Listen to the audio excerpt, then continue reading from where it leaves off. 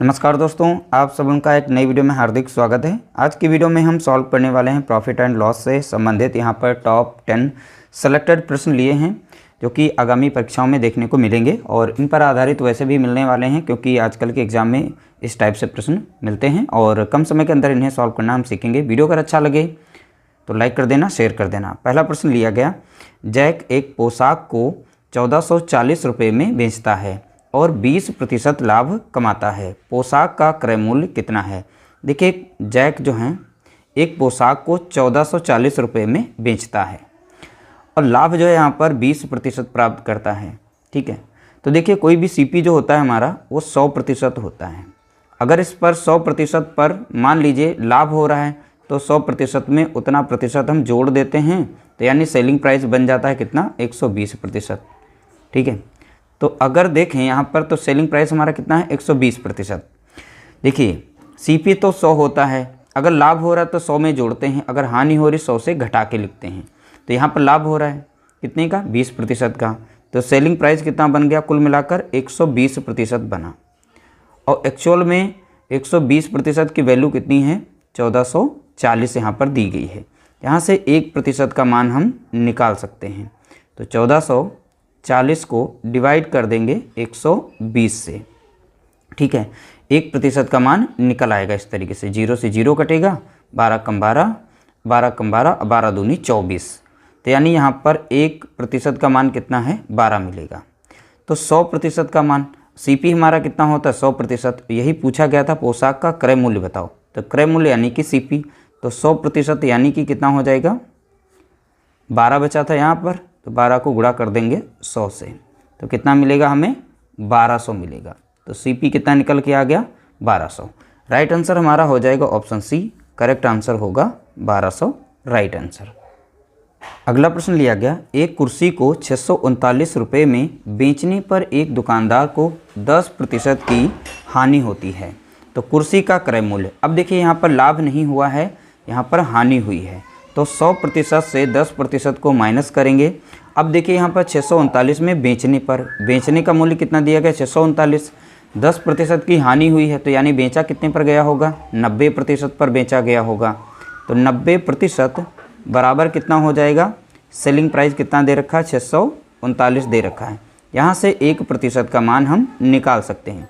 देखिए इस तरीके से अगर आप प्रैक्टिस कर लेंगे तो बहुत ही कम समय के अंदर अपने प्रश्नों को सॉल्व कर पाएंगे। यहाँ पर इस तरीके से हमने सॉल्व कर दिया। 1% का मान हो गया। कुर्सी का क्रय मूल्य सदैव हमारा 100% होता है। ठीक है, तो यहाँ से हम 100% का मान निकाल सकते हैं। तो 639 को डिवाइड करेंगे 90 से और गुणा कर देंगे 100 से, क्योंकि हम 100% का मान निकाल रहे हैं। अब इसे हम सॉल्व कर देंगे। 9 कम 9, यहाँ 1 0 से 1 0 काट देंगे, 1 0 से 1 0 हमारा कट गया। 9 कम 9 कटेगा, 9 सतह यहाँ पर कितना हो जाएगा? 63 और 9 कम 9 हो जाएगा 71, यहाँ पर 10। तो इन दोनों का गुणा करेंगे कितना मिल जाएगा? 710 मिलेगा। तो यहाँ पर कुर्सी का क्रय मूल्य कितना है? तो आप बताएंगे 710, यानी ऑप्शन बी हमारा यहाँ पर करेक्ट आंसर दिया गया है। अगला प्रश्न लिया गया, यदि किसी व्यक्ति ने 60 रुपये में एक वस्तु को खरीद कर उसे 25% लाभ पर बेच दिया, तो वस्तु का विक्रय मूल्य क्या होगा? जब कभी भी इस तरीके से विक्रय मूल्य निकालने को आएगा तो 60% को खरीद कर, तो 60% का खरीदा था, उस पर लाभ कितना ले रहा है? 25% लाभ पर बेच दिया, यानी कि 60 पर 25% लाभ लिया होगा। तो लाभ के लिए हमने बताया था सीपी हमारा सदैव 100% होता है। अगर लाभ हो रहा है तो उस लाभ प्रतिशत को 100% में जोड़ेंगे तो सेलिंग प्रतिशत यानी सेलिंग प्राइस प्रतिशत आ जाएगा 125% पर वो बेचा गया होगा। अगर इसी का मान हम 125% का निकाल लें तो 60 का 125% यानी 125 बटा कितना हो जाएगा? 100 हो जाएगा। इसे सॉल्व करेंगे, हमारा सेलिंग प्राइस एक लाइन में आ जाएगा। तो 25 पंजे होता है 125 और 25 चौका कितना होता है? 100 होता है। 4 से हम इसे काट सकते हैं, 4 एकम 4, 4 एकम 4 कटेगा और 4 पंचे 20 होता है। 15 पचे कितना हो जाता है? 75 यहाँ पर हो जाएगा। ठीक है, इस तरीके से देख सकते हैं हमने बहुत ही आसानी से सेलिंग प्राइस इसका निकाल लिया। ऑप्शन हमारा पहला करेक्ट आंसर होगा। अगला प्रश्न लिया गया, जंको ने एक वस्तु को 12% हानि के साथ 220 रुपये में बेच दिया, 10% लाभ लेने के लिए उस वस्तु के मूल्य को कितना बढ़ाना चाहिए, यानी उसे इस वस्तु के मूल्य में कितना बढ़ाना चाहिए। अब देखिए जंको ने एक वस्तु को 12% हानि के साथ 220 रुपये में बेच दिया। अब देखिए कितने पर बेचा होगा प्रतिशत में, अगर देखा जाए पहले सीपी 100% रहा होगा, तो 12% की हानि पर अगर बेचता है तो सेलिंग प्राइस कितना निकलेगा, 12 को इसमें से घटाएंगे तो यानी 88% पर जंको ने उस वस्तु को बेच दिया। अब बेचने का मूल्य यहाँ पर दिया, कितने पर बेचा था, 220 रुपये में बेचा था। अब प्रतिशत में कितने का बेचा, 88% पर बेचा, तो यहाँ से हम 1% का मान निकाल सकते हैं। तो यानी 220 को डिवाइड कर देंगे हम 88 से, तो 1% का मान हो गया। 10% लाभ लेने के लिए, ठीक है, उसे वस्तु को कितना बढ़ाना चाहिए, तो 10% का लाभ, यानी 100% में 10 को जोड़ेंगे तो कितना हो जाएगा, 110% यहाँ पर लगा देंगे, यानी 110 से यहाँ पर गुणा कर देंगे तो 110% का लाभ डायरेक्टली हमारा निकल आएगा। तो इसी को हम सॉल्व करते हैं। 11 दूनी 22 हो जाएगा और 11 अट्ठे 88, 1 जीरो तो बच गया था यहाँ पर। 4 दूनी 8 होता है और 4 पंचे 20 होता है। 2 कम 2 कट जाएगा, 2 पंचे 10, 2 पंचे 10, 5 25 के कितना हो गया, 5 हो गया, 5 25 2 कितना हो गया, 27, यानी 275 यहाँ पर आया।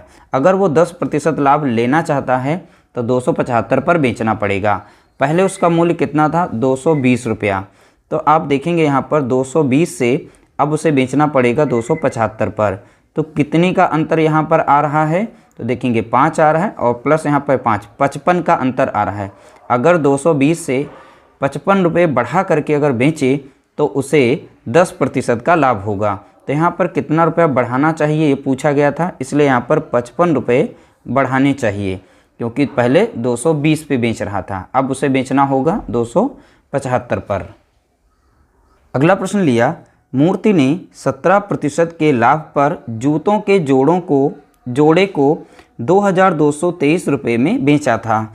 जूते के जोड़े का क्रय मूल्य कितना था। देखिए 17% के लाभ पर, तो लाभ के साथ में बेचा था, यानी 117% पर उसने बेचा था।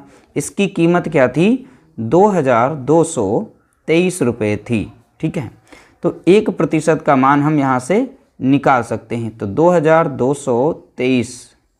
2223 को डिवाइड करेंगे 117 से, तो इस तरीके से हमने यहाँ पर डिवाइड कर दिया, तो 1% का मान हमारा निकल आया। लिखा है जूतों के जोड़े का क्रय मूल्य, तो सीपी यानी 100% का मान, तो ये 1% है, तो 100% यानी 100 से हम यहाँ पर गुणा कर देंगे। अब इसे सॉल्व कर देंगे, सीधा सीधा हमारा आंसर निकल आएगा। अब कितने से काटेंगे, देखिए 117 है तो 13 से कट जाएगा, 13 9 117 लग जाएगा। ठीक है, 9 बार में यहाँ पर इस तरीके से कटेगा। फिर यहाँ पर लगाएंगे 13 कम 13, 22 से 13 जाएगा। ठीक है, तो 13 जाएगा, बचेगा कितना, 9 बचेगा। यहाँ पर 2 है 92 और 13 सत्ते 91 होता है, फिर 1 बचेगा और 13 कम 13 कट जाएगा। अब 9 से इसे हम काट सकते हैं, 9 कम 9 लग जाएगा, 9 कम 9 यहाँ पर लगेगा, बचेगा कितना 8 और 1 यहाँ पर 81 हो जाएगा। 9 9 कितना हो जाएगा 81, तो यहाँ पर बचा कितना है 19, यहाँ पर बचा है 100। इन दोनों का गुणा करेंगे तो कितना बनेगा 1900, तो 1900 इसका राइट आंसर आएगा। ठीक है, तो ऑप्शन हमारा डी यहाँ पर करेक्ट आंसर हो जाएगा। अगला प्रश्न लिया गया, एक वस्तु को 2332 रुपये में बेचने पर किसी व्यक्ति को यहाँ पर 12% की हानि हुई, वस्तु का क्रय मूल्य कितना था। देखिए इतने में बेचता है तब उसे 12% की हानि होती है, तो अगर हानि को 100% से हटा दें तो 88% पर उस वस्तु को बेच रहा होगा। और सेलिंग प्राइस यहाँ पर दिया गया है 2332 रुपये। यहाँ से हम निकाल सकते हैं 1% का मान, 2332 को डिवाइड कर देंगे हम 88 से, तो 1% का मान निकल आया। यहाँ पर पूछ रहा है वस्तु का क्रय मूल्य यानी 100% का मान, तो यहाँ पर हम 100 से गुणा कर देंगे, इसे सॉल्व करेंगे, 100% का मान डायरेक्टली हमारा निकल आए। अभी 11 से कट रहा है, यहाँ पर 11 दूनी कितना होता है 22 बचेगा 1, 11 कम 11 और 11 दूनी 22, इस तरीके से 11 से ऊपर की संख्या कट गई। और 11 अट्ठे कितना होता है तो आप बताएंगे 88 होता है। अब 4 से संख्या कट रही है, 4 से काट देंगे, 4 दूनी 8 लग जाएगा और 4 पंचे यहाँ पर 20 लगेगा, बचेगा 1 और 4 तियाँ 12। अब 2 से संख्या कट रही, काट देंगे 2 कम 2 और 2 से काटेंगे तो ये 50 बार में कट जाएगा। 2 पंचे 10, 1 0। अब सीधा सीधा इनका हम गुणा कर देते हैं। यहाँ पर एक 0 है लास्ट में तो 0 लग जाएगा। 5 तियाँ 15 के 5 हो जाएगा, बचेगा 1, 5 25, 1 कितना हो जाएगा 26। तो यहाँ पर 26 50 इसका राइट आंसर आ जाएगा। ऑप्शन हमारा यहाँ पर पहला राइट आंसर दिया गया है। अगला प्रश्न लिया गया, एक वस्तु को 390 रुपये के विक्रय मूल्य पर बेचने पर 20% का लाभ प्राप्त होता है। उस वस्तु का क्रय मूल्य ज्ञात कीजिए। देखिए 390 रुपये के विक्रय मूल्य पर बेचने पर 20% का लाभ, यानी 100% में यह लाभ जुड़ेगा। तो यानी कि वैल्यू दी गई है 120% की। 120% बराबर कितना हो जाएगा 390, क्योंकि 390 में जब बेचता है तब उसे 20% का लाभ होता है, इसीलिए 120% बराबर कितना हो जाएगा 390। तो यहाँ से 1% का मान हम निकाल सकते हैं। तो 390 को डिवाइड कर देंगे हम 120 से, 1% का मान निकल आया। उस वस्तु का क्रय मूल्य यानी 100% का मान पूछा है तो 100 से गुणा कर देंगे। अब सीधा सीधा हम काट देते हैं। ठीक है, तो 1 0 से 1 0 काट देंगे। अब 3 चौके 12 होता है यहाँ पर, और 3 एकम 3 और 3 तियाँ कितना होता है 9, और 4 एकम 4 लग जाएगा, और 4 से इसे हम काट देते हैं तो 25 बार में कट जाएगा। 13 पचे कितना होता है 65, 65 के हो जाएगा 5, बचेगा कितना 6, 13 दूनी 26। तो यहाँ पर 13 दूनी कितना आ जाए 13 दूनी 26, और 26 में 6 जोड़ेंगे कितना हो जाएगा यहाँ पर देखेंगे 32, यानी 325 इसका राइट आंसर हो जाएगा। ऑप्शन सी हमारा यहाँ पर राइट आंसर दिया गया है। अगला प्रश्न दिया गया, एक मेज को 330 रुपये में बेचने पर एक व्यापारी को 10% का लाभ प्राप्त होता है। मेज का क्रय मूल्य बताइए। देखिए यहाँ पर 330 में जब बेच रहा है व्यापारी तो 10% का लाभ, यानी कि 110% का यहाँ पर मान दिया गया है। 110% बराबर किसके हैं 330 के। 1% का मान हम यहाँ से निकाल सकते हैं।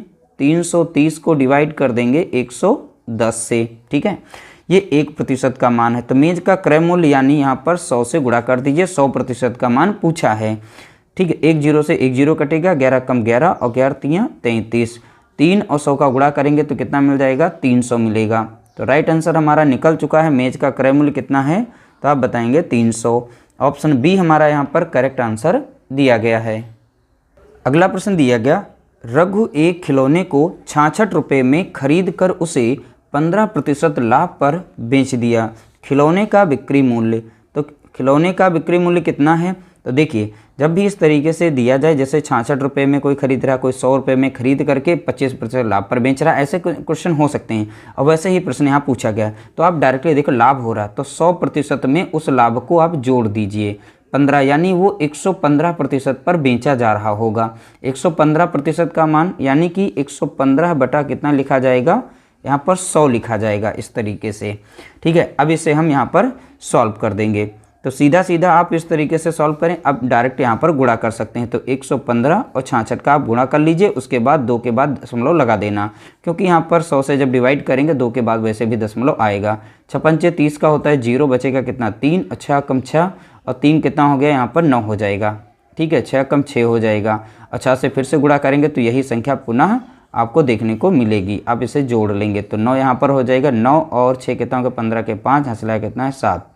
ठीक है, तो यहाँ पर कितना आ गया है डायरेक्टली आप देखेंगे तीनों संख्याओं को मैंने जोड़ लिया, आंसर भी हमने निकाल लिया है। तो 7 5 9 0। अब यहाँ पर नीचे था 100, जब 100 से डिवाइड करेंगे तो दशमलव 2 के बाद लगेगा, यानी 75 दशमलव कितना बनेगा 90 बनेगा। तो 75.90 यहाँ पर राइट आंसर दिया गया होगा। ऑप्शन हमारा यहाँ पर बी, सॉरी ऑप्शन हमारा राइट आंसर यहाँ पर दिया गया, ऑप्शन सी करेक्ट आंसर दिया गया है। अगला प्रश्न दिया है, रघु एक खिलौने को 45 रुपये में खरीद कर उसे 15% लाभ पर बेच देता है। खिलौने का विक्रय मूल्य क्या होगा। सेम टू सेम उसी पर सॉल्व किया जाएगा। अब देखिए 45 रुपये का खरीद करके 15% लाभ पर बेच रहा है, यानी अब यहाँ पर हम निकालेंगे 115% का मान। तो 115 बटा कितना हो जाएगा 100 हो जाएगा। अब इसे हम सॉल्व कर लेंगे। डायरेक्ट आप ऊपर गुणा कर लीजिए, क्योंकि गुणा करने में ही आसानी है, वरना समय आपका लग जाएगा। तो इस तरीके से रख करके आप गुणा कर लीजिए यहाँ पर। पचम 25 के होता है 5, बचेगा 2, 5 एकम 5 और 2 कितना हो गया यहाँ पे 7 और 5 एकम 5 हो जाएगा। 4 पंचे 20 का 0 हो जाएगा, बचेगा 2 और 4 एकम 4 और 2 कितना हो गया 6 और 4 एकम 4 हो जाएगा। अब इस तरीके से देखेंगे 5 7 11 यहाँ पर 1 बचेगा, इधर आ जाएगा 5, तो यहाँ पर कितना बनेगा 51 और 75 आएगा। अब बटे में कितना था यहाँ पर 100 था, नीचे 2 के बाद दशमलव लग जाएगा, कितना बनेगा 51.75 हमारा यहाँ पर राइट आंसर आएगा। ऑप्शन डी हमारा यहाँ पर करेक्ट आंसर दिया गया। ये सभी के सभी PYQ क्वेश्चंस थे, मोस्ट इंपॉर्टेंट थे, इसलिए हमने इन सभी प्रश्नों को शेयर किया। इसके बाद क्लास 3 आएगी, क्लास 4, क्लास 5, ऐसे करके जो भी डिफ़िकल्ट वाले हैं यानी इजी टू हार्ड की तरफ चल रहे हैं, बहुत ही आसानी से सभी प्रश्नों को हम समझा देंगे और प्रैक्टिस करेंगे हमारे साथ में। आपकी मैथ बहुत ही ज़्यादा अच्छी तरह से स्ट्रांग हो जाएगी, आप अच्छा स्कोर करना स्टार्ट कर देंगे। वीडियो अच्छा लगा हो तो लाइक करना, शेयर करना।